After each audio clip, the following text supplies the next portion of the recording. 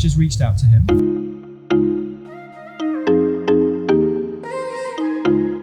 Rupal, hi again. Hey, hello again. Yeah, we're in a different place. Yeah, totally different. Yes. No one knows us, will they? Totally different day as well. I'm just going to address the camera quickly. So here we are, two smart buddies, Rupal and myself, Richard. And we're going to talk in this session about crazy things that have happened and what we've learned from it. So crazy stuff then. Rupal, have you got anything there? Oh my gosh. You know, I think as property investors, somebody needs to do like an anthology of all of the crazy stories, because sometimes I think I've had crazy things happen and then I hear from other people like, what? How is that even possible? So I'll give you one of my favorite examples. Our second refurb project, the first project where we actually outsourced the refurbishment to somebody else and didn't do it ourselves, we basically got stuck with a terrible builder. It didn't really become apparent until we were too far along in the relationship and in the refurb to sort of, walk it back. Mm-hmm. But basically, long story short, he screwed up everything that he did in that entire project, and it was a big project. But my favorite crazy thing that happened was one of the things we asked him to do was to add new plug sockets in all of the rooms. Because they only had one and we needed a few in all of them, additional ones.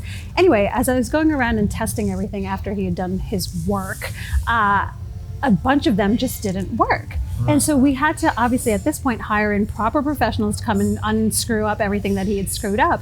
And the electrician was like, Rupal, there's no wiring. He just took the plastic boxes and mounted those to the skirting boards. They look good, huh? I mean, who does that? The amount of time and effort it takes to do that, you may as well have not even gone through the effort to begin with. Like, it was just so stupid. And I guess the crazy thing, so the whole project was crazy. That's just one of my favorite sort of data points from it. But the thing that I learned from that horrible experience is that, one, everything is fixable. It was exhausting and draining and so infuriating that he had screwed us over and not done what he was supposed to do and not done it properly, but everything can be fixed. It's just having that mindset of like not admiring the problem and starting to look for a solution. But yeah, that's one of the crazy things that happened to me. How about you? Wow, yeah, funny enough. Well, I was just thinking as you were talking that I actually did a sort of a mini series on my podcast called Horror Stories, Property Horror Stories. Okay. And I believe, if my memory serves me correctly, I think there are 7 different categories. So I just refer people to that, first of all. But I guess just to maybe have a bit of content here that we can talk about. Something that happened to me recently, we started chatting about it before we went on camera, actually, is I had a fire in a property. Oh, yes. Yeah. I had a fire in a property. And it was pretty serious. There was someone actually occupying the property. It was arson. And they were pretty determined because they set fire to it 3 times before it fully burned down. That's persistence. That's very persistent. But fortunately, I had adequate insurance. I mean, obviously, when I had the call, that call, my first thought was to the occupants, the tenants. Yeah. Were they okay? Did they get out? Yeah. And thank God they did. Yeah. So that was my first thought. The second thought is, where's my insurance policy? Yeah. Is this covered? I better make sure I'm covered. Yeah. And as I mentioned to you before, I guess what I learned is have the right level of insurance. It's a boring topic, insurance, but have the right level of insurance with a reputable company. I managed to get out of that one. So fortunately, the tenants managed to get out without, literally being burnt. Yeah. And I got out without being burnt financially as well because I had insurance. So I just recommend people have, adequate insurance. I know that's boring, but there we go. So you may have another one. Well, I guess there are lots of small little anecdotal things.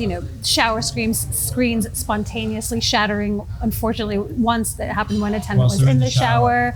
Yeah. Just stupid stuff happening. But I guess without going into too much detail, because obviously folks can listen to your other podcasts, I think the key lesson is that crazy stuff will happen. Yeah. It is just part of the process, and you're not being singularly targeted, or you're not uniquely unqualified to invest because these things happen to you, or you're not cursed.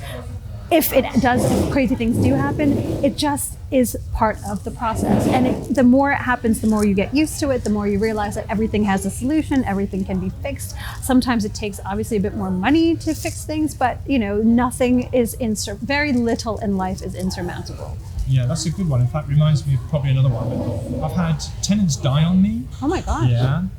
Sad, natural causes. Yeah. I've had prostitutes staying in my properties. Yikes. I've had people calling me to change light bulbs, because they're not capable of doing that. Yeah. I've had a lot of different things. going on. I've even, unless I don't want to push this one too far, but I think there was, say, an offer on the table, that maybe, I won't go any further. You know where I'm going. Wow. Well, I was like, if you just pay the rent, I'm really cool. That was yes, payment in kind is not acceptable. Thank you. So there's those sort of stories. But what we were talking about, things that happen, and I think one that I wanted to come back to was the very first property that I became an accidental landlord in the mid-90s. Okay. Because I got relocated for work. And so I decided, to rent out my home, because I was living hundreds of miles away. Yep. And I rented out my home. What do you think happened? I'll tell you what. I was like, what's the worst case scenario? No. Well, the first thing is within a month or two, the hot water tank exploded, literally, and it caused a flood and basically wiped out my first year's worth of rent. Of course, yeah.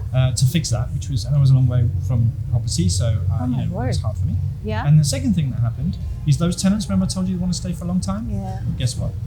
2 months in, they're out. After the first 6 months renewal, they were gone. So this was my first property investing experience. Gosh. And what I did is I sold that property at that point in time because I thought this is really hard. Yeah, I thought this property investing thing is really hard. It is. I sold that property, and you know what, Rupal? Every time I want to look at, if I want to beat myself up, yep. I go and look at land registry. And don't do it, don't do it. What it's worth now. I see what it's worth now. And, I know. If I hadn't have sold, then I'd be in a much better shape. So to pick up a little bit on your point, I think is things happen, but we have to have as investors, sort of a tough skin. Yeah, definitely. Some resilience, yep. and to push through these pain barriers because it's worth it in the end. Yes, and the thing with the resilience thing, I'm glad you said that because it's something that comes up a lot, especially amongst newer investors. It's not that you have resilience and then you build a successful business. It's as you are building a successful business and at every step overcome a challenge or a crazy thing or a strange offer that you build the resilience. Yeah. And so you have to just do it in order to get the skills, and then it reinforces at every step. So it's the key is to just not give up and to not only have the resilience, but also to look at things from a more a longer term view as well as a business perspective, to try to take the emotion out of it and just say, does this make sense for my business from a business perspective and commercial perspective? Then it takes some of the just takes some of the craziness and the irrationality, but also the emotion out of it, and it makes it a little bit easier to handle the ups and downs. We talked about we grow basically, and it reminded me. I went to see a property recently that I've taken on board. I'm going to do a development in this particular. It's a conversion actually. Okay. And this gentleman walked up to me. He said, "Oh, I'm one of your neighbours." And I said, "Oh, it's absolutely, nice to meet you, etc." And he said, "What are you doing?" I said, "I don't know. We're looking at the property and we're just trying to figure out." "You don't want to tell me then?" I said, "No, it's not that I don't want to really know. We've got some options. We're thinking about how much did you pay?" There was a couple of questions like that. Yeah. Anyway, so I just reached out to him. Yeah. And I just said, "Look, really nice to meet you. Yeah. I'm sorry, but I need to be at another appointment right now." Yeah. And then he said, "Oh, you want to tell me any information, do you?" I said, I'm sorry. One, I don't know yet, and two, I'm a little bit busy, I'm afraid. Yeah. So, thank you. But I started walking away. Yeah. And he started heckling me. Yeah, he said, "Are you a millionaire then? Are you a millionaire, are you?" And I saw him, he was making a note of my number plate. And Oh my gosh. So that was kind of my first experience of that in-person trolling. Yeah. And I don't know, Yeah. So as we progress, we probably don't realise perhaps people's impressions of us. I mean, he thought of me in a certain way. Yeah. We have to be a little bit tougher, to deal with that. So I don't know if you've got anything and in those also, things. I guess, definitely. So one of the things that I do is I have a newsletter that I send around once a week to property investors, and it's all about property investing tips or mindset tips or thoughts on success, achievement, a lot of the things that we've been talking about.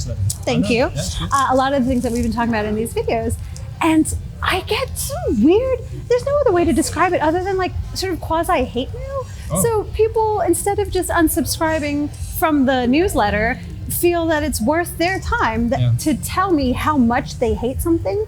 So it's like, calling me names, telling me that they're going to badmouth me to their professional network and to never do business with us. And I'm like, dude, it's an email. Just unsubscribe. You know what I mean? Like if you didn't get value from it, just delete it. Like that's another easy solution. So why all this keyboard bashing? Just unsubscribe. It's just it's just weird. And then the first couple of times it happens, it's sort of, it feels really personal. And you're like, gosh, what did I do wrong? Like, should I not send out emails to people? And look, my intention is genuinely just to add value and to give people food for thought. And for every single, so this has happened to me now, I think probably just a handful of times. But for every time something like that has happened, I get an infinite number more of like, wow, that's been really great. Thank you so much for sharing. This is a great idea. This is a tip that I've been able to implement. So it's just, again, it's part of the process. Don't take it personally. Look, I'm just going to look at the camera. Yeah. So I think some parting comments really are, it's worth it in the end. Yeah. We're going to grow. Yeah. But as we grow and as we develop, perhaps, people's impressions towards us also changes. Yeah. And so just, be tough. Don't take it personally. Don't take it personally. So crazy things happen, but we can learn from it and it's worth it in the end. Yeah. Thanks very much for watching. Two smart buddies talking again. I don't know what we're talking about. There we go. We keep getting traffic just now. Getting the, I know. And I saw that too. So I'm coming, so I was like, hurry up, hurry up, hurry up. What are we talking about? Okay.